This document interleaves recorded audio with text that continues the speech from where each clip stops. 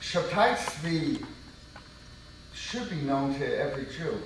He really should be in Jewish history something unique and huge, because more than half the Jews of the world thought he was the Messiah.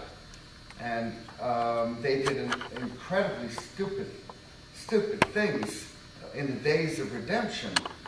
This was in the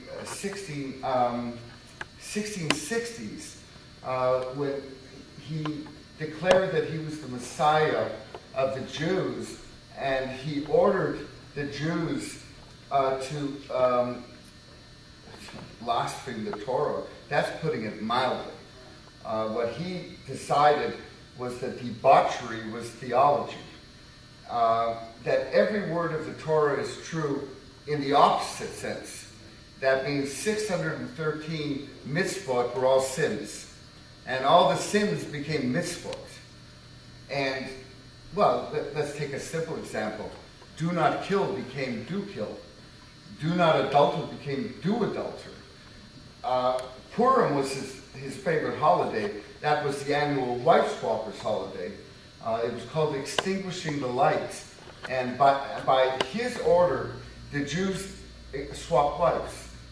All over the world, this was not a local phenomenon. Now, all the books say the same thing, that Shabtai Tzvi gained prominence from Iran to Mexico. All over the world, the Messiah was going to come, and he announced the date. And this date, by the way, is significant because it shows he had Christian backers, theologians behind him. He declared he was the Messiah on June 18th of 1666. June, of course, is the 6th month. 18 is 6 times 3, and we don't have to, 666 is obvious enough. And on that day, all of a sudden, it was the time of redemption. And the Jews could do anything they wanted. You know his prayer, the prayer that the Jews quoted were, "Blessed be he who permits the forbidden."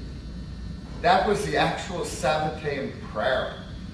And the Jews went through an orgy worldwide of, again, the Christians would call it Satanism. But it was certainly he changed Judaism in the worst possible way. Now, I'm not sure if you understand that Shabtai Tzvi did not die. Now, this is the real issue and the real problem, is that the Sultan of Turkey said enough of Shabtai Tzvi. This was in September of 1666. All over the world, they were coming to his court. Go and look up Shabtai Tzvi in a book of Jewish history. Where did he go? He was the most influential rabbi in modern times, and he has been rubbed out of the history books. Keep that in mind. You can't find that much in Shabtai Tzvi.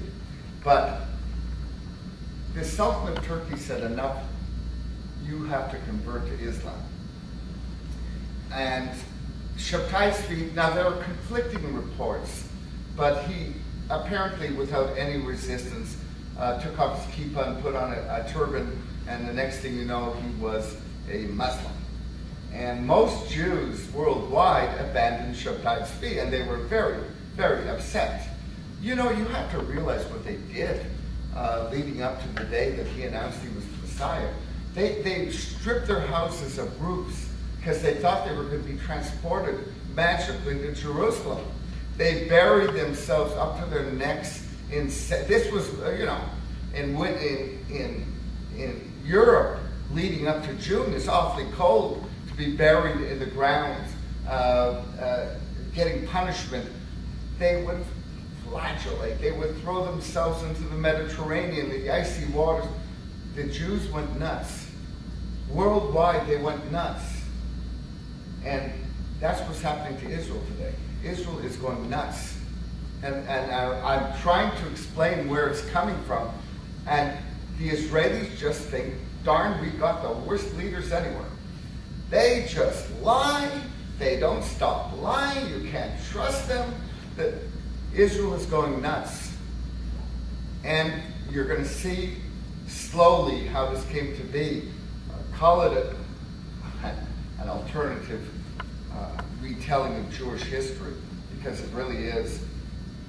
When Shabtai Tzvi converted to Islam, most Jews abandoned, but not all. There was a sect in Turkey called the Dana, who decided that this was, in fact, a magical pronouncement by Shabtai Tzvi that we should all convert to other religions, but secretly practice Sabbatianism. Turkey is run by the Sabbatians, and we'll get to that shortly. But what can I say? Jacob Frank. Jacob Frank was Europe's second Messiah. That's what he was called. The second Messiah of the Jew was Jacob Frank. And he worked from 1750, died in 1791, born in 1726. Yeah, those are about the right dates. What he did was he convinced the bishop of his diocese that his people were not Jews, they were anti-Talmudists. And the bishop bought it.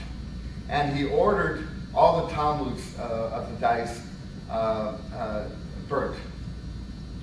And then he said, I'll bring you lots and lots of new Catholics.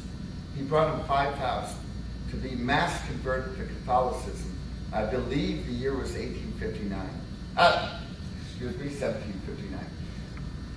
All of a sudden, Europe's Jews, by the many thousands, were becoming Catholic publicly. They despised Catholicism, but privately, they were Sabbatian. And as fantastic as it seems, there really, really are conspiracies of silence. If the rules are you don't open your mouth, you don't open your mouth, they exist. The Sabbatians didn't just exist as a tiny little cult. They were being converted by the thousands in the 18th century. Oh, by the way, just to let you know about Jacob Frank and what it was to be a Jew, it wasn't all just clandestine cells and subterfuge. You got so much fun. The purification of the soul was sex orgies. Frank expanded Shabtai Tzvi. Now it's history. He's a big boy. What am I going to say? I can't. The purification of the soul was very anti-Jewish. It was a very bad thing.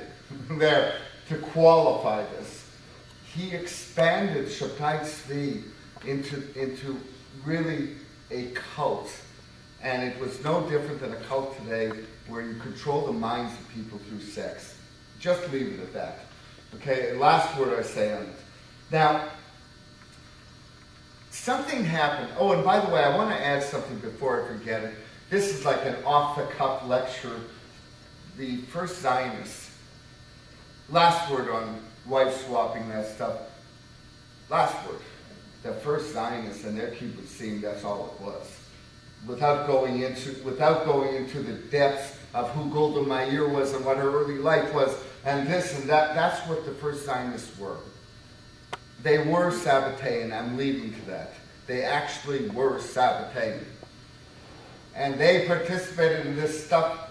They used the word secular. That's the word they used. They were seculars. This is beyond secular. Secular to me is not being affiliated with any religious group. This is beyond that, but they were called secular. Chiloni, in Hebrew from the Greek Hellenistic, is what they called themselves, and they were proud of it. And their goal was to turn Israelis into Chilonim. They hated the religious. Let me not kid you how much the labor Zionists hated the religious. But let's go into our little story how it got that way. Jacob Frank ran out of money in the year 1785 or so. This is when the Sabbatians made, well, a pact with the big devils. Suddenly, Jacob Frank got very rich in 1786. He moved his sect to Offenbach, a suburb of Frankfurt. Frankfurt was also the home of Mayor Amschel Rothschild and the home of someone named Adam Weishaupt. Little by little, for those unacquainted with this piece of history, the Rothschilds are the Sabbatians of the world. And here is why. There was a meeting that took place apparently in Rothschild's humble home then. In 1786, he was not all that wealthy. He was a coin dealer. His sons made him wealthy.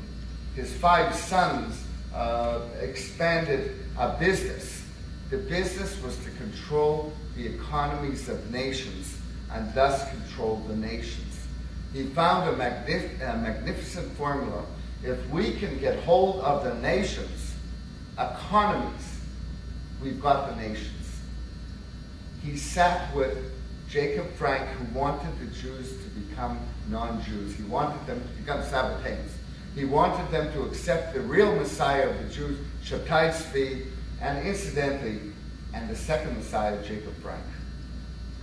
That's one of this little 3-pointed triangle. That's one point. Adam Weishaupt was the founder of something called the Illuminati. Favor, please. Don't speak about the Illuminati, because the Illuminati is considered one of these things where the Jews are taking over the world. No, let me go on. I can't change what is the fact. No. This is not true. No, I'm not. All right, questions at the end, and that's that. You have to deal with facts, and they're not nice facts.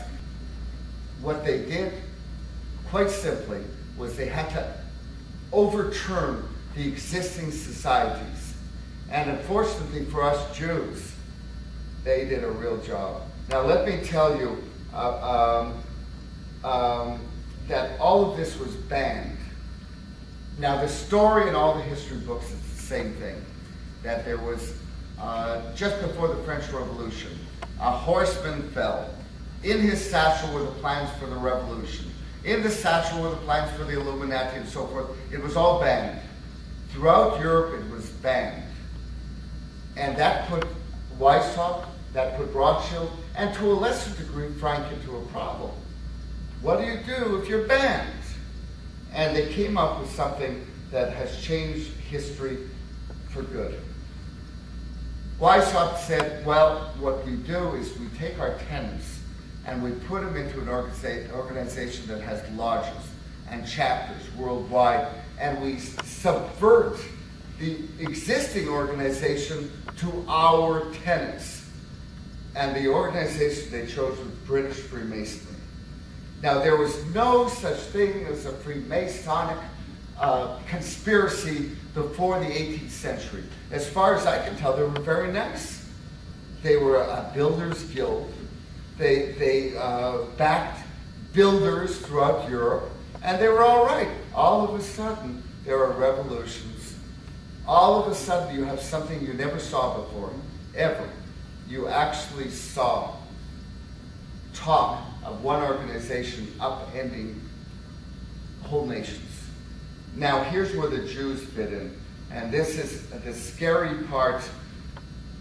You now have a new world. Germany is Sabbatianism. That is where it began. Turkey is the Don. That's the home of Shabtai Tzvi. It's a major player, but it's now being shifted.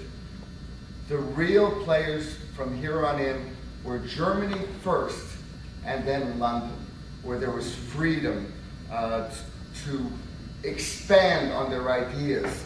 So suddenly you had Jews who were no longer Jews. Karl Marx, Friedrich Engels. They moved from Germany to London. From London, their ideas spread all over the world. In America, Solomon Schechter, the Reform movement. It's all the same. Germany to London, where it spreads to America. All of a sudden, the Jews have gotten an enlightenment. Moses Mendelssohn, he wasn't a Jew. He was born a Jew, but he converted.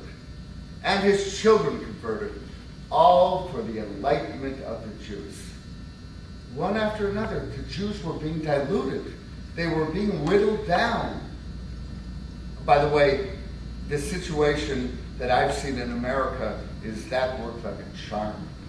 I'm telling you, you want to talk about whittled down Jews, this country is really, except for the Orthodox, really lost its Jewish thinking and heritage.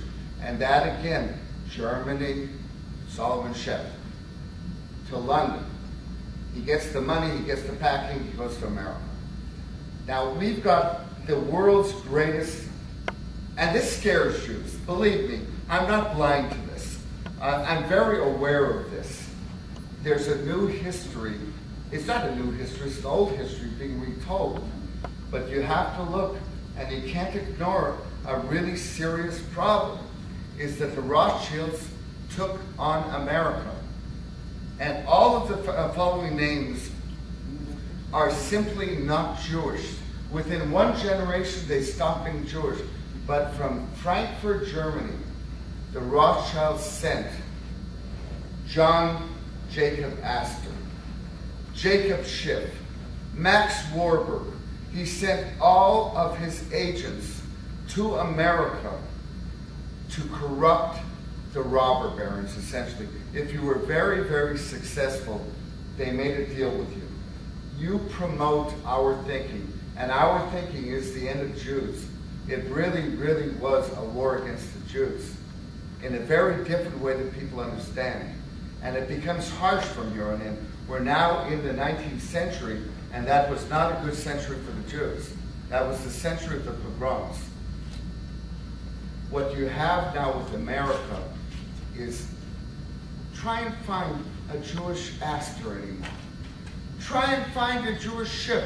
John Jacob Schiff's grandson is married to Al Gore's daughter. This is true blue Sabbatianism. We'll get to that. It's all over the place. It's terrifying. And we'll get to that. They're not Jews anymore, but they are affecting Jews. They want Jews to be something else. Now you've got, I find this a terrifying thing. You got the Rockefellers, the Morgans, the Carnegies, the Harrimans. They were all given European money. America was not all that rich in the 19th century. You had people building railroads, you had them putting up steel mills, but the money was in Europe. And it was in the hands largely of the Rothschilds. They agreed for ideological purposes that if you play our game, we'll give you power you've never had before. And this is how non-Jews started doing the work of the Sabbateans. And I have to be very, very easy on this. Very easy on this. The fact of the matter is, in the 1870s, the Sabbatians of England decided on something new. The Jews weren't cooperating. They were not changing their point of view. They were not accepting Shabtai's fee. They liked their religion. And I got to remind you of something very important. Until the rise of Sabbatianism, secretly, the Jews loved being Jews. It was as natural as breathing. There were no self-hating Jews. After Sabbatianism hit, the Jews started despising themselves. This was also done on purpose. But the point is, in Britain, something called the British Israelites emerged. They actually thought that the British were Israelites. And I've read their stuff. It's weird stuff. In the Roman times, the tribe of Dan landed in England, and London is named from the tribe of Dan, and I've read their stuff. And it's wacky. But nonetheless, they figured out the ultimate plan to get the Jews to be Sabbateans. They're going to take back Israel. They developed Zionism. In the 1870s, they developed a perfect plan to get the Jews back to where they wanted the Jews to be. They developed Zionism. And the idea was to make life so miserable for the Jews of Europe that they would come to Eretz Israel. The Jews did escape Europe, but they went to America. That was the problem. 2 million of them escaped Europe. due to the pogroms. My grandparents included, but they did not go to Eretz Israel. The first Aliyah was in 1880. A few went to Eretz Israel. The Rothschilds built Rishon LeZion. They built the first city in Israel. They got the ball rolling, but it was a lousy place to go.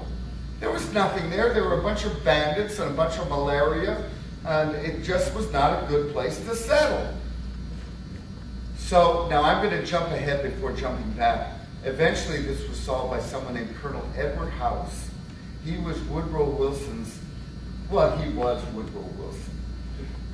What he did is put restrictions on him, grave restrictions on immigration to the United States.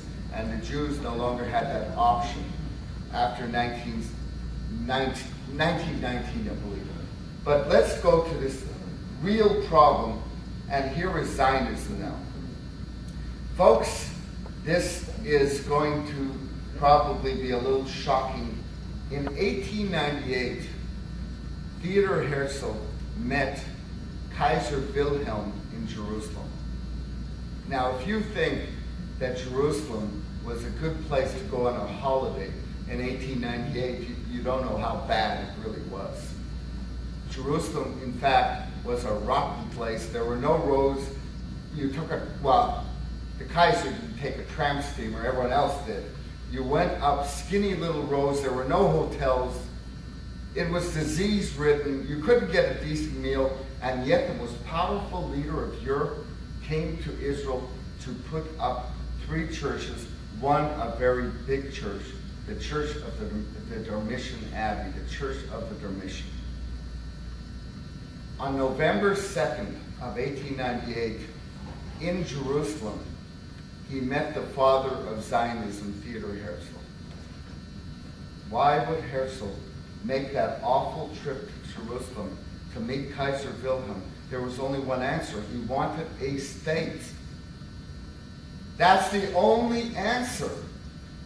And if you go on the internet, because this has been the most important meeting of modern Zionism, Herzl meets the Kaiser of Germany in Jerusalem. Try and find it on the internet. It's been rubbed out.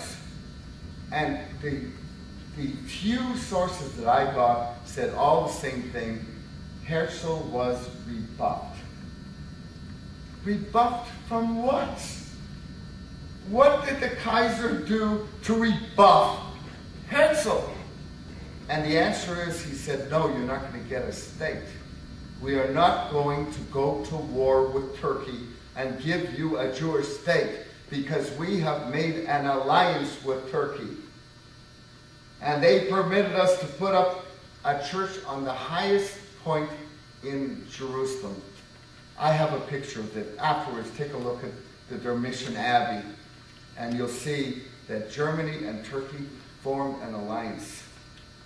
And Theodor Herzl changed. Now, I've read about Herzl. He was not a Sabbatian. Herzl was just a charismatic guy who could gather people around him. He was a good guy. In 1901, Theodor Herzl met the British Zionists who wanted Britain, not Germany, to get the Jewish state. And Theodor Herzl said, forget it. We cannot have a state in the ancient land of Israel. We would have to fight the Turkish-German alliance. It would kill millions upon millions of people. We can't do it. It's not worth it. He said to the British, you have land in Africa. Just give us Uganda. It'll do. We'll live with it. And this would have ruined the Sabbatian plan. It would have destroyed the plan of the Sabbatians. The only way to get the Jews to become a different people was to have Eretz Israel back, not Uganda. Uganda wouldn't have done the trick. And anyways, we'd be Rhodesia today. You know, I mean, it wouldn't have worked anyways. So now here, and I warn you ahead of time, it's not easy speech, but nonetheless I'm going to say it. Theodor Herzl went at the age of 44 into a sanatorium in Paris shortly after this little announcement, for a disease, go and look every which way and find out what was wrong with Herzl. I sure couldn't. And he died after 2 weeks in the sanatorium. Now, when I was growing up, this is what they told me. My parents, my Hebrew school teachers, they all told me the same thing. That darn Herzl worked so darn hard that his heart stopped. Yeah, sure he did. He died at 44. Even in 1905, you just didn't drop dead at 44 because your heart stopped. He was murdered. And this was the first of the Zionist murders. You've now got a new leader of the Zionists. Now you have to, there was a little gap where someone named Wolfenson took over the World Zionist Organization, or what became known in Israel as the Jewish Agency. But then you got yourself a bad one. You got yourself a really, really dreadful, mass murdering head of the Jewish Agency, Chaim Weizmann. And when you got Weizmann in power, you got the Jews really in a lot of trouble. Now I'm going to give you one example, and then just to make it easier, and then we'll go backwards. 1936, World Zionist Conference, Basel, Switzerland. Weizmann was applauded, no less, for saying, in the upcoming Holocaust, he used the word Holocaust, there may not be 2 million surviving Jews, but they will be strong and good for Eretz Israel. We're going to talk about the connivance very shortly of the labor Zionists with the Nazis. And it's not a nice story. Weizmann knew a Holocaust was coming. It was planned. And by the way, a third of my family died in the Holocaust. I want you to know that. Thanks to my grandfather and me digging through old records and Yad Vashem and stuff, I found a third of my family were wiped out. So don't think I'm not taking this personally. I'm taking this plenty personally. My children live in Israel. I only left there because I was almost killed there, and it's a different story. Folks, I'm going to test your maturity now. All right? And I'm not kidding when I say this. You are amongst the privileged who are going to hear this. I give this to Goyish crowds, and they are big crowds, and they accept this. Jews have a different problem. They don't want to accept it. Chaim Weizmann was a butcher. His name should be taken off every university and technical institution, everything. Wipe the name off. In 1908, a Sabbatian named Atatürk took over Turkey. And go on the internet and write Atatürk Sabbatian or Atatürk Jew, and you are going to be very surprised how much Hebrew this man knew. The Young Turks, the Donma, took over Turkey. Through their little Masonic lodges, Turkey was now taken over by the Sabbatians. Stage 1 done. Stage 2, let's practice a Holocaust. They murdered 1.5 million Armenians during World War I. This was a dry run for the big one. And today, by the way, I'm not going to go how the American Jewish leadership made darn sure the Jews of Europe just died, led by Rabbi Stuart Wise. And I have a separate lecture on that mess. That not one Jewish organization, except the Orthodox rabbis, again, except for the Orthodox rabbis, not one Jewish organization tried to stop the Holocaust. Not a one. Where the hell were the Jews? A third of my family, and I'm sure you have very similar stories. We have now got to this. I'm going to bring us up to date, and up to date. I'm going to bring you to the year 1932. Skipping a lot of stuff, we'll just keep this on topic. In 1932, 250 plus organizations represented German Jewry. 250 plus. In 1934, 1. Labor Zionism. All the rest were wiped out, and only 1 was left, Labor Zionism.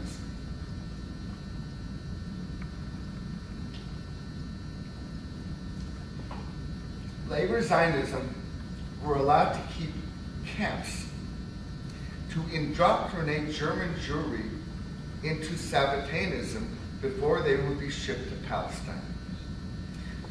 Practically all the Jews who came to Israel in the 30s were German. 70,000 of them. The reason why was the transfer agreement. Go on buy my book, it'll be dirt cheap. Otherwise, go on the internet, look up the transfer agreement. What an agreement. And this was the end of Zev Jabotinsky and the Peru Party as well. The transfer agreement stated it was an agreement between the Jewish Agency of Jerusalem and the Nazi Party. And it was signed and it went into effect. The Jewish Agency would allow Germany to make life so miserable for the Jews that they would come to their indoctrination camps where the weak would be weeded out, eventually to be killed in camps, and the strong would be sent to Israel. In return for which, the Jewish Agency of Jerusalem would make sure that every immigrant used his funds to buy German goods, propping up the economy, would stop all protests, embargoes, anything against the Nazi regime. Worldwide, Jews in America were organizing parades against the Nazis. The word got out from the Zionists in Israel, leave the Nazis alone. During the Holocaust, there was only one Jewish organization led by Chaim Weizmann who knew a Holocaust was coming, planned it with the Germans, and that was labor Zionism. Now, let me tell you something that's going to be shocking to you. And believe me, I believe that you are mature enough to accept this. It isn't easy for me. Do you think when I was researching this, I was having a good time? I mean, you have to understand, this is crappy work. It's just something that fell into my hands. I wasn't even meant to do this work. You know, until Rabin was murdered, I was the Israeli correspondent for the Hollywood Reporter and for Billboard magazine and Screen International. I was a trade journalist. Who even thought of this stuff? Now, with that in mind, that I was not looking for this, it just came to me. The idea of Israel was never to be a shelter for Jews. Never. No religious Jew was allowed in Israel all through the Holocaust. If he got in, it was through his doing. Nobody rescued any religious Jews. The only Jews allowed into Israel from 1933 until the White Paper of 1939 were German Jews. Did you know Winston Churchill's mother was a Jew? And that means that Churchill himself was Jenny Jacobson. Her father was a stockbroker from New York. Churchill was a Jew. He was a Sabbatian.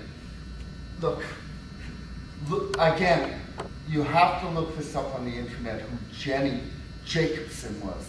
Churchill was a Jew. He was another Benjamin Disraeli. It doesn't matter if they convert, the Sabbatians convert and they mix. It's a very ugly, messy situation. Stalin. You think Stalin was a Jew? All three of his wives were Jews.